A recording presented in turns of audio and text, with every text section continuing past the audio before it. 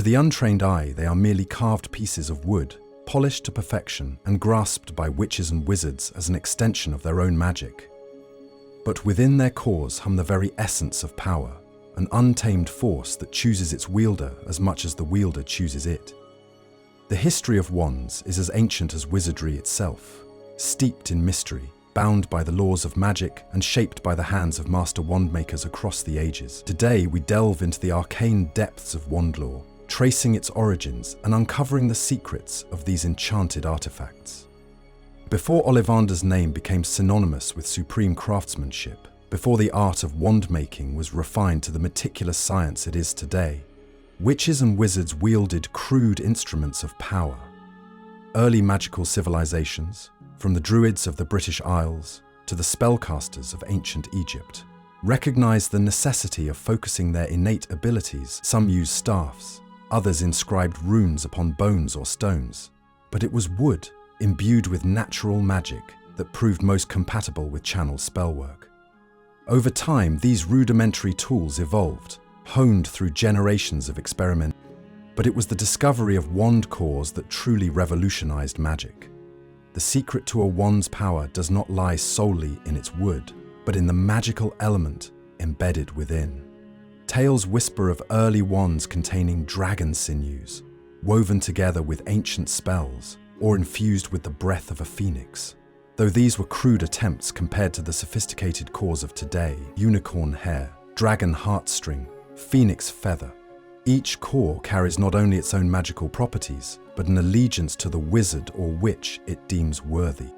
The greatest wand-makers of history, from Loxias to the Ollivander lineage, spent lifetimes perfecting the delicate balance between wood and core. Ollivander himself once said, "The wand chooses the wizard." But why? It is not merely a poetic turn of phrase, but a profound truth of wandlore. Wands are semi-sentient, possessing an intrinsic connection to their owner, responding to loyalty, adapting to mastery, and in rare cases refusing to perform for those they reject. Yet, there exists another level of wandlore, one shrouded in the shadowed corners of history, the legend of the Elder Wand. A wand unlike any other, forged from death's own hand, or so the tales claim. Crafted from elderwood with a core of thestral tail hair, it is said to bestow invincibility upon its rightful owner. But is this legend merely the fanciful creation of Beedle the Bard? Or does the Elder Wand hold truths deeper than myth? The Elder Wand is the most infamous wand in wizarding history, its legend woven into the fabled tale of the three brothers. According to Beedle the Bard, it was crafted by Death himself, gifted to Antioch Peveril as a prize for outwitting the inevitable. But those well-versed in wandlore know that the truth is often concealed within folklore. The Elder Wand's existence is no mere children's tale. It has left a trail of blood across the ages, passing from wizard to wizard, won only through conquest. Unlike ordinary wands, which form a deep connection with their wielder, the Elder Wand has no loyalty, at least not in the conventional sense. It bends to the will of power, transferring its allegiance to those who defeat its current master, and therein lies its curse. Every wielder of the Elder Wand has faced an untimely end, betrayed by their own ambition or by another who seeks to claim its power. From Emmerich the Evil to Loxias, from Gregorovitch to Grindelwald, and ultimately to Albus Dumbledore, the wand has known no permanent master. Even Lord Voldemort, in his desperate quest for immortality, failed to truly understand the wand's nature. But what makes the Elder Wand different? The key lies in its construction. Elderwood is not a common choice for wand makers. It is finicky, unpredictable, and, more often than not, refuses to bond with a wizard for long. Thestral tail hair, its core, is an even greater anomaly, rare, incredibly powerful, and tied to death itself. It is said that only those who have witnessed death and accepted its reality can harness the magic of a thestral. Perhaps this explains why the Elder Wand is unlike any other. It is a wand that thrives on the cycles of dominance and demise. Yet the Elder Wand is only one example of a wand with a will of its own. All wands possess a degree of sentience. They can change allegiance, refuse to perform for an unworthy owner, and even exhibit a kind of personality. We see this in Harry Potter's own wand, made of holly and phoenix feather, which demonstrated extraordinary resistance against Voldemort's borrowed magic.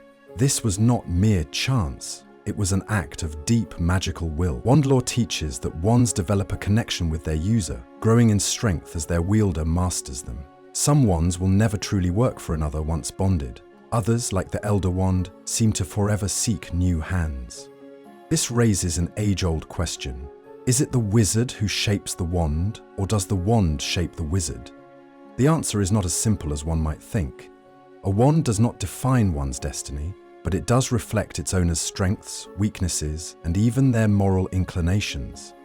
Consider the case of the twin cords, Harry Potter and Lord Voldemort, both wielding wands with a phoenix feather from the same bird. Their connection ran deeper than mere rivalry.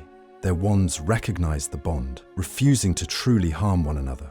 And yet, when forced to, Harry's wand acted of its own accord, shattering Voldemort's borrowed U-wand, proving that even the most carefully crafted magic cannot always be controlled. But if wands can choose, if they can act, if they can refuse, then what are they truly? Are they merely enchanted objects, or something more?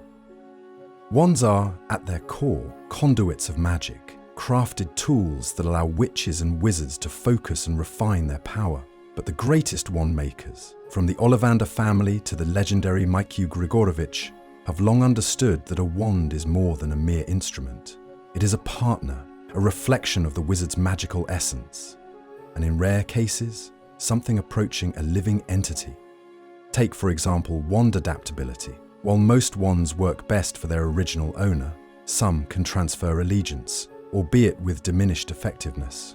A stolen wand, for instance, will never perform as well as one rightfully won.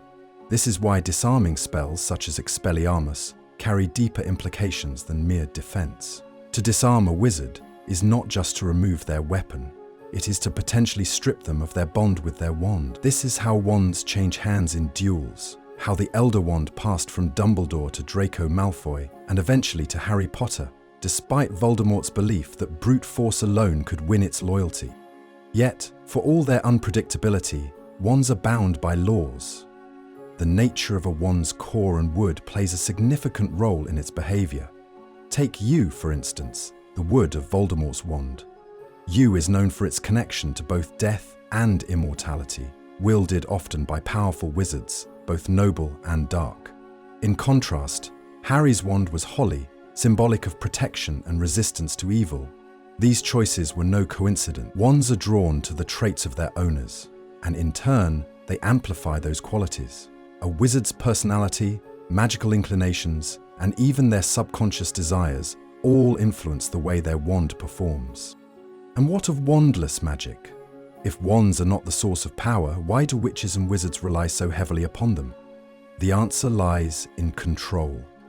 Wandless magic is possible, seen in powerful practitioners such as Albus Dumbledore and Lord Voldemort, but it requires immense skill and willpower. A wand refines and directs magic, preventing the wild, unfocused bursts often seen in young wizards. This is why underage magic can be so volatile. Until a wizard bonds with a wand, their magic acts erratically, responding more to emotion than intention. Even among wand makers, however, there are disagreements. The Ollivanders have long prided themselves on using only 3 types of cores: unicorn hair, dragon heartstring, and phoenix feather. Each has unique properties. Unicorn hair, steadfast and loyal; dragon heartstring, powerful and prone to ambition; phoenix feather, rare and unpredictable. But outside of Britain, other wand makers experiment with different cores. In Eastern Europe, Grigorovich was known to craft wands with Vela hair, though they could be temperamental. In North America, Thunderbird tail feathers are highly prized for their affinity with storm magic. Each core interacts with its wood differently, making each wand unique, even among those of the same species. This is why the study of wandlore is ever evolving. Even the most accomplished wand makers do not fully understand the depth of magic within these enchanted objects. Garrick Ollivander himself, widely considered the foremost expert of modern times, admitted to learning new things about wands every day. They are enigmatic, he once said, and their deepest secrets may never be entirely known. But one truth remains: wands and wizards are bound in an unspoken magical contract. They grow together, evolve together, and when fate intervenes, part ways. Whether stolen, inherited, or broken, a wand's legacy does not end with its last owner. Some wands, like the Elder Wand, become legends. Others simply fade into history, waiting for the next worthy hand to claim them. Even among the countless wands that have been crafted, owned, and lost throughout wizarding history, some hold stories that transcend their wood and core. Wands have been wielded by heroes and villains alike, shaping destinies as much as they have been shaped by them. Some have carried great tragedy, others great triumph, but none are without significance, for a wizard's wand is as much a part of their soul as the magic they cast. Consider the fate of wands that outlive their owners. It is a rare thing, for a wand's bond is deeply personal. When a wizard dies, their wand often loses its full potency, becoming dormant unless passed down through a bloodline or properly won by a new owner. In some cases, such wands have been laid to rest with their masters, while others have been repurposed or stored away. The wand of Albus Dumbledore, for instance, did not simply vanish upon his passing. It fell into the hands of Voldemort, who, misunderstanding the nuances of Wandlore, met his downfall through it. A wand's loyalty does not die with its master, but it does shift, seeking the next worthy wielder. There is also the question of broken wands. When a wand is snapped, its magic is not entirely destroyed, but it is severely diminished. This was seen with Ron Weasley's wand in his second year at Hogwarts. Though he attempted to repair it with speller-tape, the damage was irreparable, leading to unpredictable and often disastrous results. And yet, some wands defy even this fate. The most astonishing case is that of Harry Potter's own wand. When it was broken, it seemed lost forever, until, through the power of the Elder Wand, it was restored. This suggests that while wands are susceptible to damage, the deepest magics of the wizarding world may still be able to mend them under extraordinary circumstances. But what of those wands that refuse to be mastered? There are legends of wands that have never truly settled, rejecting every owner who attempts to wield them. Some are thought to be cursed, others simply too powerful to be tamed. The wand of Salazar Slytherin, for instance, was said to have been lost to time, buried deep within the Chamber of Secrets, its fate unknown. Others speak of rogue wands, those that have changed hands so many times that they no longer recognize a master, existing in a kind of magical limbo. Such wands are dangerous, for magic unanchored can become wild, unpredictable, and, at times, even sentient in ways beyond comprehension. It is for this reason that Wandlore remains one of the most enigmatic branches of magic. Even those who dedicate their lives to it, like Ollivander, admit that there are forces at play beyond human understanding. Why do some wands choose their masters instantly, while others resist? Why do certain combinations of wood and core produce extraordinary results in one wizard, but fail in another? These questions linger, unanswered, and perhaps will never be fully explained. But that is the nature of magic. It is not meant to be entirely understood. It thrives in mystery, in the uncharted realms where reason and wonder intertwine. And so, as we reach the end of our journey through the history of wands and wandlore, we are left with a final thought. A wand is never just a tool. It is a story, a bond, a companion. It is a whisper of ancient magic, passed through generations, waiting for the right hand to grasp it. And when that moment comes, when wizard and wand find each other, something remarkable happens. Magic is no longer just potential, it becomes reality. Wands have shaped the course of wizarding history in ways both profound and subtle. From the legendary Elder Wand to the countless others that have passed through the hands of witches and wizards across the ages, these enchanted artifacts are more than just instruments of magic. They are reflections of those who wield them. No two wands are alike, just as no two wizards share the same destiny. What we have uncovered in our exploration of Wandlore is that wands are not passive objects, but entities bound by their own rules and peculiarities. They forge bonds, display loyalty, and in some cases act beyond the understanding of even the most skilled wand makers. Their choices can shape fates, altering the paths of those who carry them. And yet, despite all we know, much remains a mystery. Perhaps that is the greatest wonder of Wandlore, the knowledge that magic, at its heart, is something that cannot be fully contained or explained. Garrick Ollivander once said that the study of wands is a lifelong pursuit, one that reveals new discoveries even to those who have spent decades crafting them.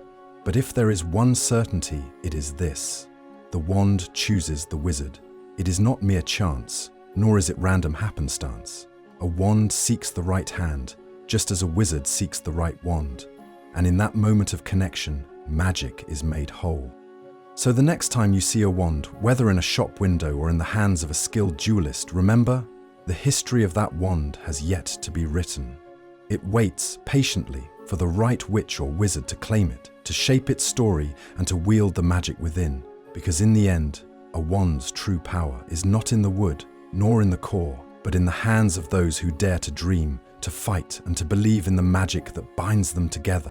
And with that, we conclude our journey through the real history of wands and wandlore. But as every great wand maker knows, no tale ever truly ends, so long as there is magic left to uncover.